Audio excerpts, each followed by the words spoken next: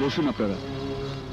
Manager সাহেব, চৈতি group of কোম্পানির সমস্ত প্রোডাক্টের মার্কেটিং রেট কালেক্ট করেছেন? জি স্যার, এই দেখুন।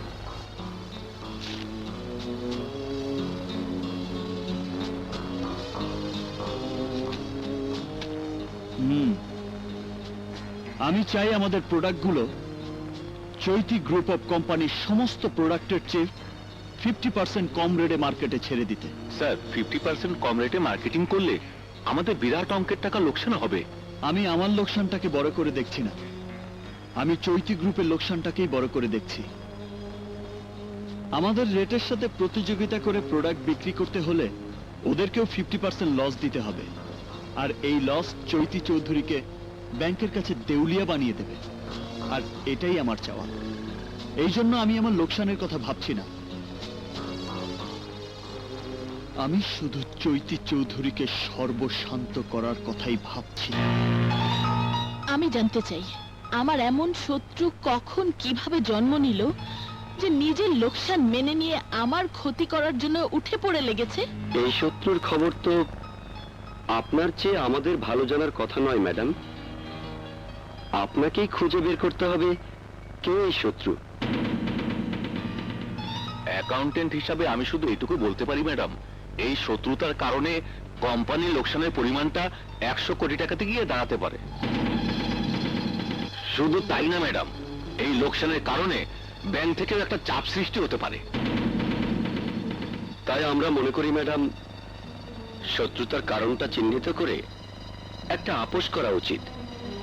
নইলে কিন্তু আমাদের জন্য আসলে একটা কঠিন বিপর্যয় অপেক্ষা করছে, যে বিপর্যয়ের ভাঙনে হয়তো আপনি দাঁড়িয়ে থাকতে পারবেন না ম্যাডাম।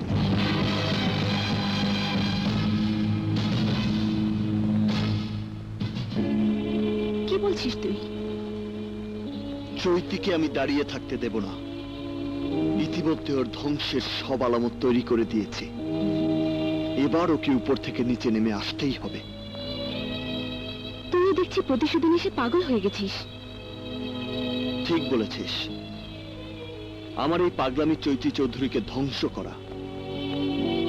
চৈতি চৌধুরী আমার জীবনের সবচেয়ে বড় সম্পদ জিম্মি করে রেখেছে, বিনিময়ে আমি ওর চোখের ঘুম হারাম করে দেব। চৈতি চৌধুরী জানে না ওর শরীরের প্রতিটি শিরা ও উপশিরা বন্ধ হতে চলেছে। আগামীকালের ব্যবসায়িক সমিতির নির্বাচনের পরেও বুঝতে পারবে চৈতি চৌধুরীর দিন শেষ, আমার দিন শুরু। নির্বাচন 2008-এর নির্বাচনী ফলাফল ঘোষণা করছি। 2008 সালের নির্বাচনে জনাব আইকের নেতৃত্বে সবুজ প্যানেল সাবেক সভানেত্রী চৈতি চৌধুরীর নেতৃত্বাধীন হলুদ প্যানেলের বিরুদ্ধে বিপুল ভোটে জয়লাভ করেছে।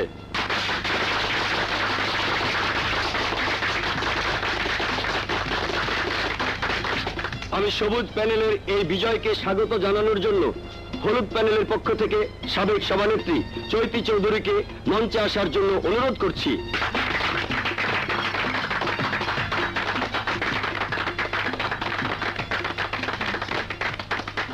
উপস্থিত সুধীজন, আমি পরপর দুবার সভাপতি হিসেবে এই সমিতির দায়িত্ব পালন করেছি। এবার আমি হেরে গেছি। নির্বাচনে জয় পরাজয় আছে, এটা সবাইকেই মেনে নিতে হবে। তবে আমি আজও জানি না কে এই মিস্টার আইকে। তবুও তার বিজয়কে আমি স্বাগত জানাচ্ছি এবং মঞ্চে এসে বিজয় মালা পরার জন্য আমন্ত্রণ জানাচ্ছি।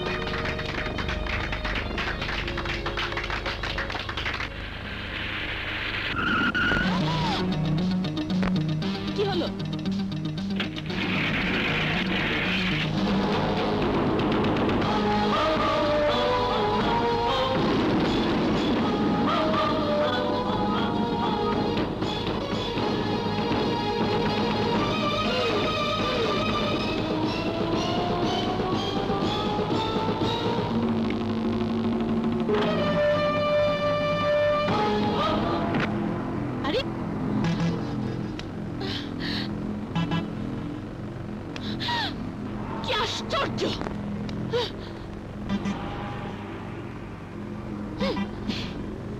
ম্যাডাম চৈতি চৌধুরী, দেখতে একই রকম হলেও আজ আমাকে নিশ্চয়ই অন্য কোনো ইকবাল মনে হয়েছে। আমাকে দেখে নিশ্চয়ই সেই ইকবাল মনে হয়নি যাকে তুমি তোমার বাড়ির চাকর বানানোর জন্য কাল রাত পর্যন্ত লাখ টাকার পালঙ্কে শুয়ে স্বপ্ন দেখেছ। লুক লুক ম্যাডাম চৈতি চৌধুরী, ভালো করে তাকিয়ে দেখো, আমি সেই ইকবাল। এখন নিশ্চয়ই তোমার স্বপ্ন ভেঙে চৌচির হয়ে গেছে, আর হওয়াটাই স্বাভাবিক, কারণ যে ইকবাল এখনো দিনমোহরের কোটি টাকা শোধ করে তার মাকে জিম্মি দশা থেকে মুক্ত করতে চায়নি, সেই ইকবালের এত বড় উত্থান মেনে নিতে কষ্ট হওয়ারই কথা। কিন্তু আমি সেই ইকবাল যাকে তুমি তোমার বাড়ির পোষা কুকুরের চেয়ে কম দামি মানুষ মনে করেছিলে। আমি সেই ইকবাল যাকে তুমি ফুলের বাসরে স্বামী হওয়ার অযোগ্য ঘোষণা করেছিলে। আমি সেই ইকবাল যার সামান্যতম জায়গা স্বামী হিসেবে ওই ফুলের বাসরে হয়নি। ভাবতে পারো তাহলে এখনো কেন আমার মা তোমার বাড়িতে, কেন মাকে মুক্ত করে আনতে চাইনি?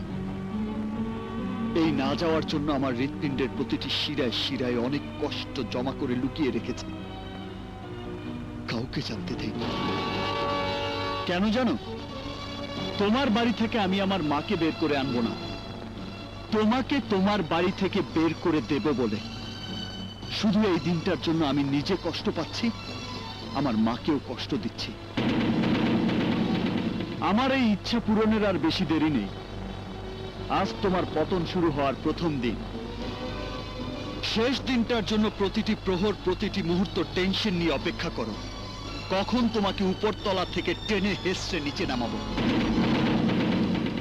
শুধুমাত্র এই কথাগুলো বলার জন্যই আমি তোমার পথ আগলে দাঁড়িয়েছি। গুড বাই ম্যাডাম চৈতি, গুড বাই।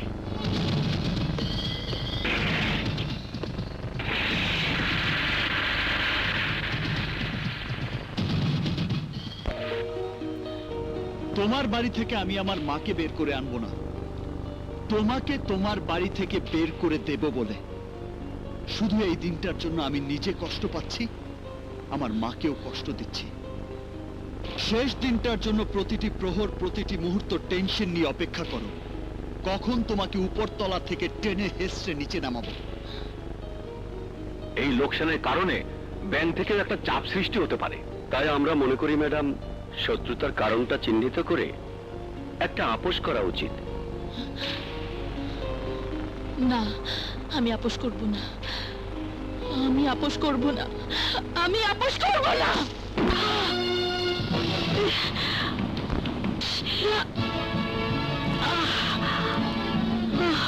চৈতি মামুনি, তুমি তোমার ঘরে যাও, এমন কিচ্ছু হয়নি।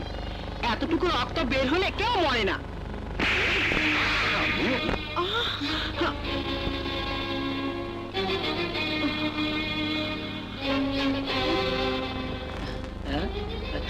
আম্মা, চৈতি মামুনি ঠিক কাজটা করছেন না? আমি? তুই আমার পেটের ছেলে না শত্রু? উচিত কথা কইলে সবাই মারে কে?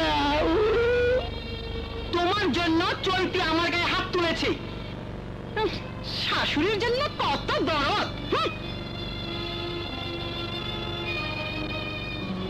ডক্টর ফারুক, আমি চৈতি চৌধুরী বলছি। প্লিজ আমার বাড়িতে একবার আসুন, please doctor. Thank you doctor.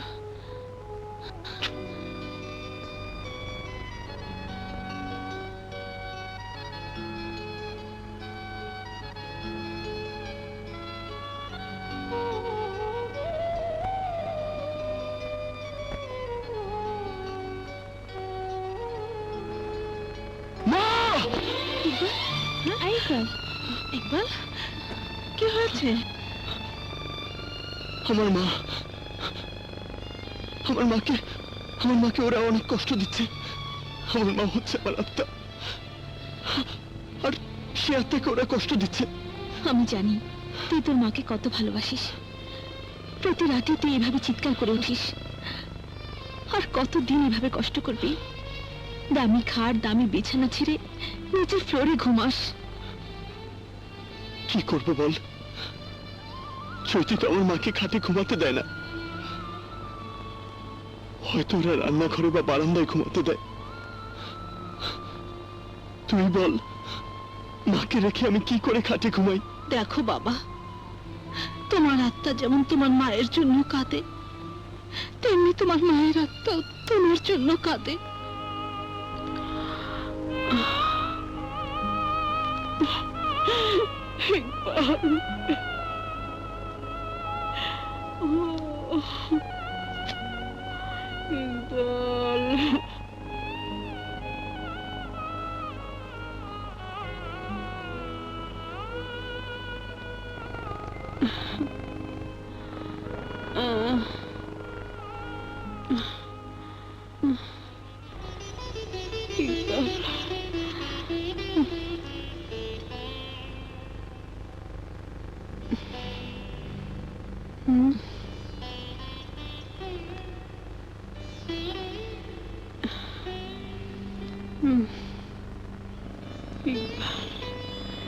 Iqbal,